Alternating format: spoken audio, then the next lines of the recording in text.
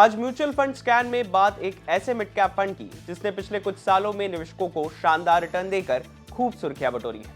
हम बात कर रहे हैं Motilal Oswal mid cap fund की। लेकिन बड़ा सवाल यह है कि क्या Motilal Oswal mid cap fund आज भी मिड कैप कैटेगरी का सबसे मजबूत फंड है?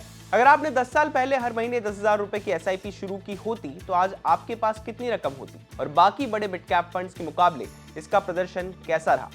आइए करते हैं पूरी पड़ताल। सबसे पहले फंड की परफॉर्मेंस पर नजर डाल लेते हैं। बीते एक साल में इस फंड ने करीब 2% का नेगेटिव रिटर्न दिया है। वहीं 3 साल का CAGR करीब 20% और 5 साल का CAGR करीब 22% रहा है।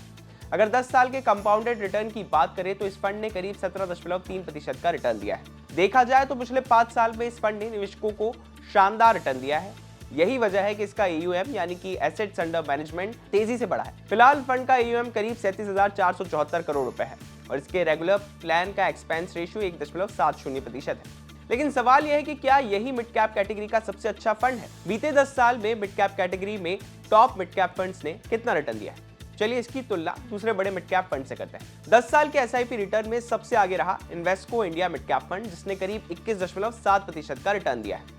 इसके बाद एडलवाइस मिड कैप फंड ने 19.4% का रिटर्न दिया है। निपॉन इंडिया ग्रोथ फंड का रिटर्न 18.8% रहा।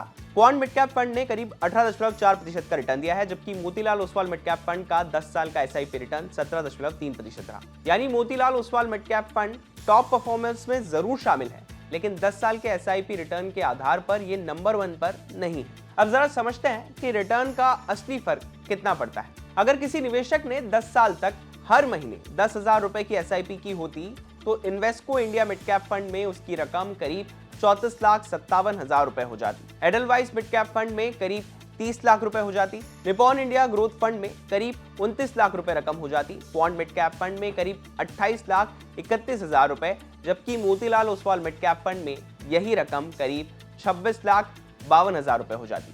यानी कि सही फंड का चुनाव आपके लॉन्ग टर्म वेल्थ क्रिएशन में लाखों रुपए का फर्क पैदा कर सकता है। लेकिन सिर्फ रिटर्न देखकर निवेश करना समझदारी नहीं है।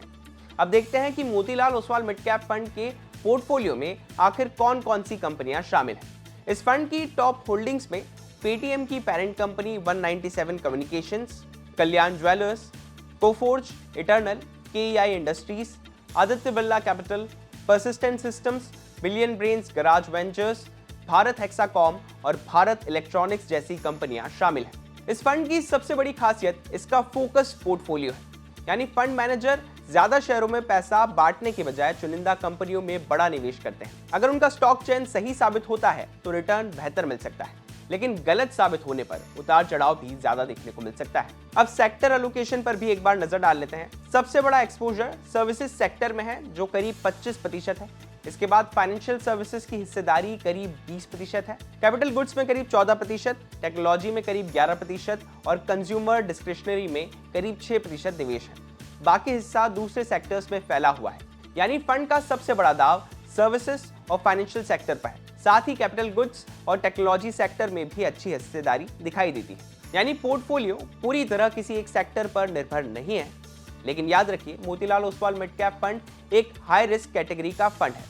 ये लंबी अवधि के निवेशकों के लिए बेहतर माना जाता है।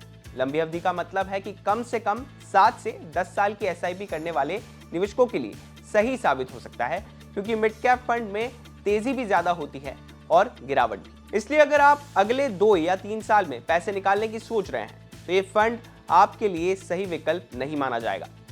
अब जल्दी से इसकी खूबियां और जोखिम भी समझ लेते हैं।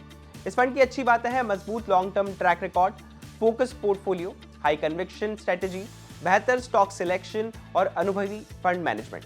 वहीं जोखिम की बात करें तो ये एक हाई वॉलेटिलिटी फंड है। इसका पोर्टफोलियो काफी कॉन्सेंट्रेटेड है। मार्केट करेक्शन में इसमें ज्यादा गिरावट आ सकती है और ये शॉर्ट टर्म इन्वेस्टर्स के लिए ज्यादा उपयुक्त नहीं माना जाता। अब आते हैं निष्कर्ष पर।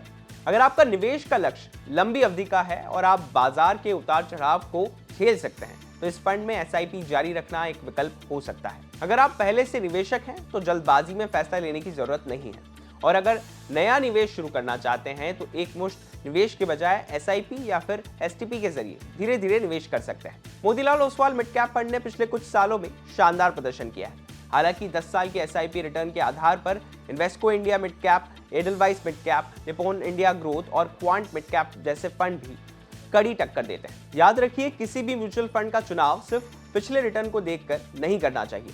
फंड का पोर्टफोलियो, सेक्टर एलोकेशन, जोखिम, निवेश की रणनीति और आपका अपना वित्तीय लक्ष्य, इन सभी बातों को ध्यान में रखकर ही निवेश का फैसला लेना चाहिए।